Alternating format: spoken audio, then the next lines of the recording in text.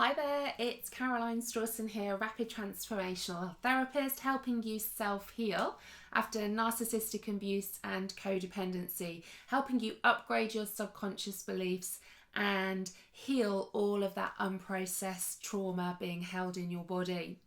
So today I want to talk to you about the best and the worst day of my life after narcissistic abuse.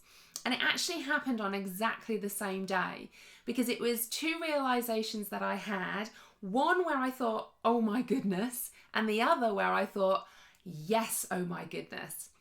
And it was on the day when I realized that I was actually on this earth, this planet, on my own. Now, as a codependent at the time, when I came out of my relationship from a narcissist, I was suffering with all of those lack of self things, lack of self-love, lack of self-esteem, lack of self-belief. Because as a child, it wasn't instilled in me a healthy sense of self. Not because my parents were bad people, they were just doing what they were capable of, but because they weren't giving me the meaning and the messages that I needed to receive as a child. Now, I see this a lot with my clients who are codependents, and it could be big trauma that has happened in their childhood, but equally it could be a little t trauma, as we call it, or even something innocuous about the way as a child we received the way our parents and caregivers are with us. So it's the meaning we attach to certain events in our childhood. And those of you who've watched many of my videos will know when I talk about doing gymnastics in my lounge, my dad being the judge and saying 9.99 recurring, leaving me thinking I'll do it again and I'll do it again. Even though I thought I'm doing this and it's perfect, my dad never gave me a 10, which as an adult, of course, I can look back on and laugh at. But as that child, not getting a 10 for what I believed was good enough set me up with lots of other things, of course, as well. That the meaning I attached to those events was, I can't be good enough, I can't be worthy, that's why I'm getting a 9.99 recurring.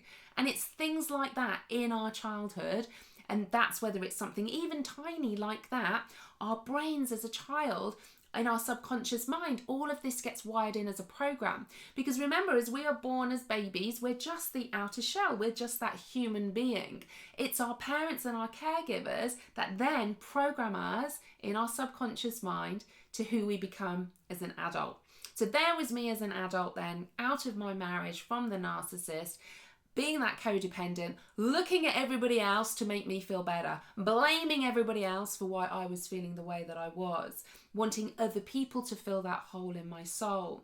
And I remember, probably for a good few years after I split up from my ex, that I was sitting there really waiting for somebody to come and rescue me. Where's my knight in shining armour on a white horse gonna come charging in, swoop me up and show me that everything is okay?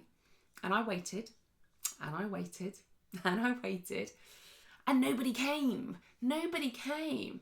And I remember sitting there one day, literally thinking, Caroline, nobody's coming. Nobody's coming to save you. Nobody's coming to rescue you. And I remember sitting there feeling probably the loneliest I have ever felt. Because a year before my ex-husband left, my mum had also passed away. So I just remember feeling this wave of loneliness coming over me, thinking, Caroline, you're in this world on your own. This is it. This is you. This is it. And I remember feeling lonely and really scared because I'd spent my whole life looking for other people to make my life better. That if they loved me, then I was okay. If they were happy around me, I was doing something right, so I was good enough. In my marriage, if I kept trying, then maybe it would work out and it would be good enough. But of course, that's never going to happen when you're with a narcissist, because they're going to keep taking, and you're going to keep giving. So in that moment, I remember literally having this wave of loneliness. This is it, Caroline, you're on your own. And I felt really scared because I thought, what if something happened to me? What if this? What if that? And I thought, I'm in this on my own. I'm sat here right now in £70,000 worth of debt. I was about to have my house repossessed. I've got 2 children reliant upon me, thinking, this is me. If I don't get up in the morning, if I don't feed my kids, nobody does that. If I don't work and pay the bills, no one will pay it. I didn't have a buffer. And even though when I was in my marriage, I was still reasonably independent, I worked part-time, just knowing you had somebody there for a codependent was really, really important. So in that moment, I just remember feeling the loneliest I'd ever felt, the most scared I'd ever felt, realizing that my life was my responsibility. It wasn't anybody else's. It wasn't down to me to give someone else the responsibility of my happiness, my life. And then really quickly, as I was sitting in feeling like that, in probably the worst day of actually realizing this, I started to step into the power of that. Okay, so it's down to me. So if it's down to me and only me, that means I can do anything I want. That means that actually, if I don't want to do that, I don't need to do that. If I want to set up a business, nobody else is going to do that for me. I have to do that. And all of a sudden, it was still scary, but it was like I was stepping into the fact that my life was down to me. So if I was going to be sad, that was down to me. If I was going to be miserable, that was down to me. If I was going to be poor, that was down to me. If I was going to be happy, that was down to me. If I wanted to be wealthy and successful, that was down to me. So yes, it was really scary. But all of a sudden I thought, okay, so I don't need to rely on anybody else. And if I don't need to rely on anybody else, that means I can stop living a life of disappointment. Because what I realized in that moment was, when I look back on my life, was I had lived a life of disappointment because I placed so much expectation on everybody else to make me feel good, to make me feel happy, to behave in certain ways so that I felt good enough and worthy. But I always felt really disappointed. And I felt disappointed because actually nobody was ever going to make me feel good enough or worthy. A, because it's not their responsibility. But secondly, only I could do that. And when I realised that, it was the most liberating day of my life. So I'd gone from feeling this scared, lonely woman thinking, oh my God, it's all on my shoulders now, to, oh my God, it's on my shoulders. It's down to me. If I want to be successful, that's down to me. If I want to create a business helping others self-heal after narcissistic abuse and codependency, if I want to learn how to help people upgrade their subconscious beliefs, if I want to help people release any stuck trauma in their body, that's down to me, nobody else. And that's what I exactly set out to do. Now, of course, you're going to have bumps along the way, absolutely. So I'd got all of this debt. I'd got 70 grand of debt. I'd had my house repossessed literally in April 2013. But it was so empowering in that moment. And 2013 for me was a really pivotal year. Really, really pivotal year.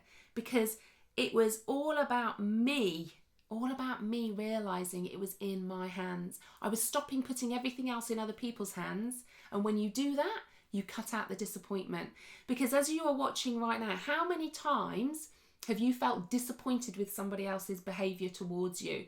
That they said something mean and nasty to you, that they treated you in a certain way, that they couldn't see that you were only trying to be nice. How many times have you been disappointed? Because if you're being disappointed, you're putting expectation on other people to make you feel better. And the moment you let go of all of that, the moment you realise it's in your hands, your happiness, your success, your healing, all of that is in your hands. And that might mean you just take one day at a time. Because you know what? That's good enough for now. One day at a time. And then all of a sudden, these days you start to think, I haven't cried for a week. Because that was me. I used to cry every day. I used to start every day on my bathroom floor having a panic attack and self-harming, literally using my toothpaste and gouging out the tops of my thighs. That was how I started every single day. So start with one day. And this is what I teach my clients. Start with one day, little things that you can implement now. Breathing, being in the present, not living in the past. So let me know if you can relate to any of this. Obviously, if you're watching this then on Instagram, please hit the follow button so you can get my videos. If you're watching it on YouTube, then please hit the subscribe button as well. And if you're watching it on Facebook and you feel like someone else needs to hear this, then please follow me on Facebook and also like and share too. And I'd love to hear all of your comments about this. And if you can relate to your worst day and your best day, what were they? And that. Anyway, take care, everybody.